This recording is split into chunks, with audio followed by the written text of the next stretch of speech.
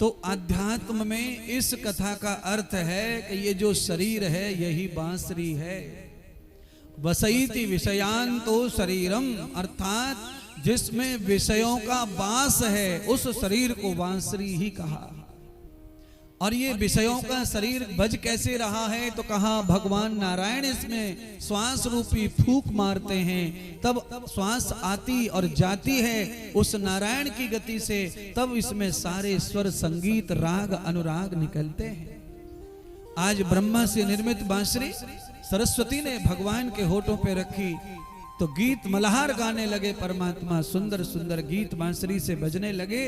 उस बांसुरी की आवाज को सुनकर के देवता बरसने लगे, ऊपर से अमृत बरसने लगा, कस्तूरी की सुगंध आने लगी। सारी गायों ने व्रत कर लिया, खाना छोड़ दिया, भोग छोड़ दिया, गोपियों ने काम छोड़ दिया, पानी भरने गई, कलश गिर पड़े, मटकियां गिर पड़ी, बाल्टी टूट पड़ी, सब कुआं में धड़ धड़ धड़ गिरने लगे।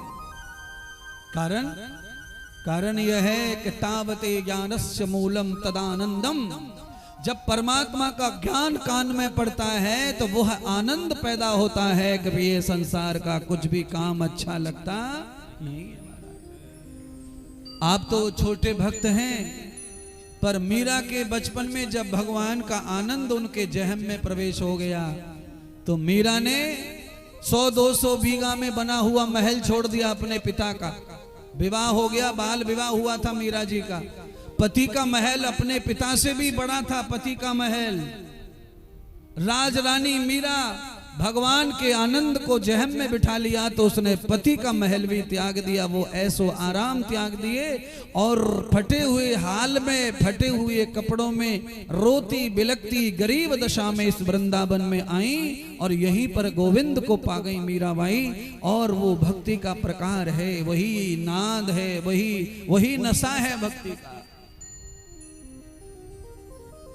पर ये नशा ऐसे लगेगा नहीं, ये नशा तभी लगता है जब भगवान का अधरामृत किसी को प्राप्त हो जाता है।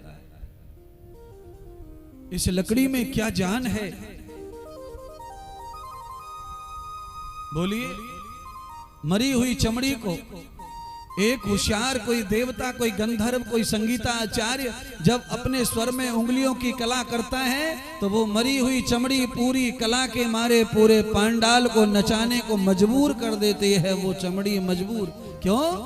क्योंकि ये सब कला की मेहरबानी है महाराज। उंगलियों में वो कला पैदा हो जाती है, भगवान की श्वास में कला है। जिस परमात्मा ने गीता का ज्ञान गाया हो, जिस परमात्मा के ब्रह्मांड में सारी दुनिया समाई हो, मुख में सारा ब्रह्मांड समाया हो, उसके मुख से जो श्वास निकलेगी, वार्ता निकलेगी, वो सिर्फ और सिर्फ कल्याण करने वाली होगी।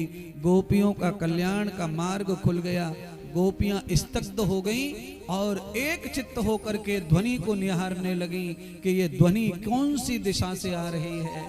दौड़ पड़ी गोपियां।